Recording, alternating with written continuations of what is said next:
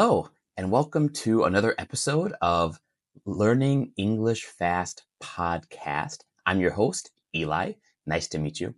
As usual, in this podcast, if you want to find the transcript, it's down below in the description. Also, a vocabulary list for you if you want to learn some new words.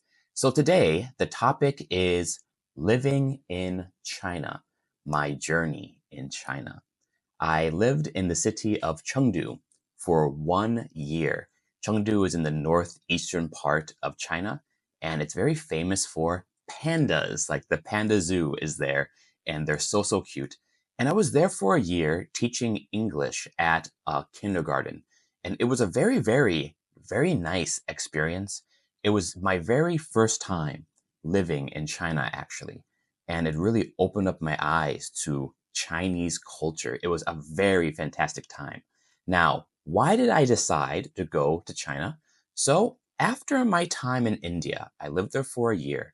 I wanted to see more of Asia, and China was the place that was on my heart. I really wanted to experience more of the culture.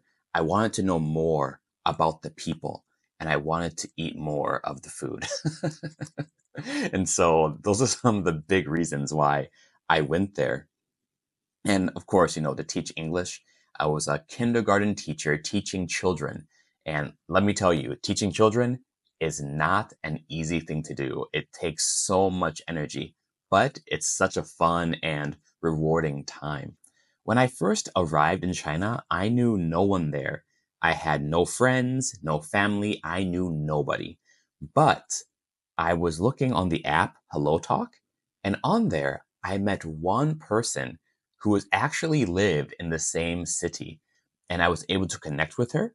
And she became one of my best friends when I lived in China. Not romantically, just a good friend. And she helped me find a good apartment. She helped me learn Chinese.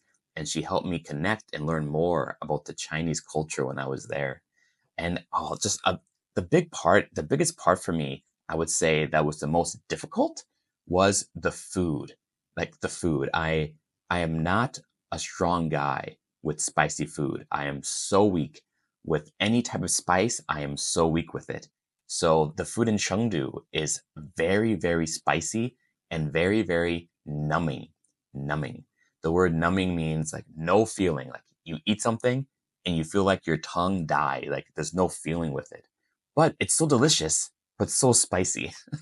So that was my biggest weakness when I was living there. But the most positive thing, as the same thing with India, was just the people. I met so many kind people in my time there in Chengdu, and it was so much fun. I made so many good friends with the local Chinese people, with grandmas, grandpas. I would go to the park in the afternoons and in the mornings, and there would be so many grandmas and grandpas there, and I would talk with them and practice Chinese, and they became my friends that I would see every day. And with the school I was connected with, the school also provided Chinese classes at the local university. So I would go there every Sunday for the classes, and all teachers had to join. But usually the teachers on Saturday would go out to a local bar to drink alcohol and party. So on Sunday, they can't come because they are hung over. They drank too much. So in the class, it was only me because I don't drink alcohol, and I'm not really a guy to go out and party. For me, that's not that fun. I prefer doing something more, I guess, productive. But it was only me in the class. So me and the teacher became really good friends. And so after the class, we would go out and we would eat some more food. And I learned so much Chinese. One of the techniques I used when learning Chinese in China was shadowing. I told you guys about this technique before. Shadowing is when you watch a video or you listen to a conversation and you copy them. You copy the words that they say and you repeat them. This was one of the best ways that I learned Chinese because the grammar and the reading and stuff, that was so difficult for me. So I thought, I'll learn Chinese like I am a baby. Because babies, they learn languages by listening and repeating. A baby can't read a grammar book. A baby, can't write. How do they speak? They listen and copy. So I did it the same way. I said, okay, I am a baby in China. I will only speak Chinese.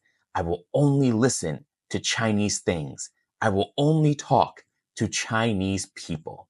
And I made myself think like a Chinese baby.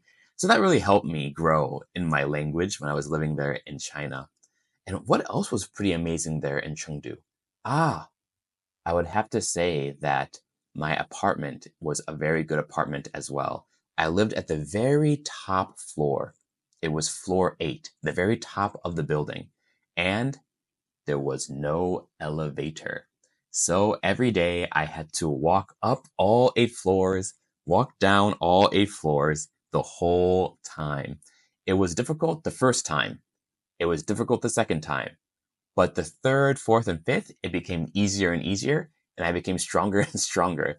Yeah, so no elevator, no problem. I became a very strong guy because of it. It was very good. And what else was about good about that city? So Chengdu was also I was very surprised that it was very what's the word? Modern. It was very modern. I always pictured in my mind China like only the countryside, local area. But there are so many cities in China that are so modern. And Chengdu is definitely a modern city. They had so many like iPhone shops, they had so many like computer shops as well. And I would walk often in the mall area and there would be so many different shops and different stores and different like technology places. I was so surprised. And here's a special story for you.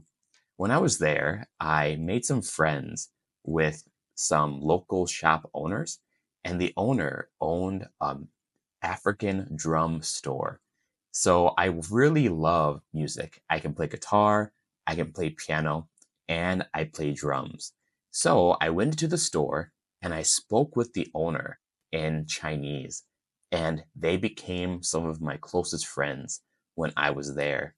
I would go there every day after work and talk with the workers. And sometimes, it's very slow after working hours. So there's no customers there, and I'm just talking with them. We would play drums together, and sometimes I would take one of their drums to the front of their store, and there would be another street musician who would play guitar. He would play guitar and sing, and I would do the drums. Of course, I got paid no money, but I received applause from the people. So it was a very, very great time. Yeah, and so after my 1 year was up, my brother wanted to visit China and see me. And so before my 1 year finished, he actually came to my home in China. And everywhere we went, when we were walking on the street, people would always ask him for pictures. They would see him and say, "Oh, you're so handsome. Can I take a picture with you?" But they would never ask me. They would only ask my brother. They would actually ask me to take a picture for them. So they're posing with my brother and I'm the one taking the picture. I felt a little bit jealous. Like, what? Why is he more popular than me? But I think that is a good sign because it means I really blended into the culture, to really go deep inside the culture. Yeah, so anyway, that was about my time in China. It was a very amazing time. And I recommend if you ever have the opportunity to go visit China, go see the culture, go experience the people, go experience the language and the food. I think you will enjoy it so much. And not just Chinese culture, I think any culture in the world is worth exploring. There's so much more than the country that we are living in. So many Americans, never leave their country. They only stay in one spot. So I think it's really important to be able, at least once in our lives, to go outside our country, to view other cultures, with our own eyes, not just what we see on the news, but something that we can experience ourselves. Yeah, so I encourage you, go out, see the world, and keep learning your languages. All right, yeah, so that's about it for today. Thank you so much for listening and for watching. Remember that the transcript is down in the description, as well as the vocabulary list if you want to learn new words. Keep doing your best. I'll see you later.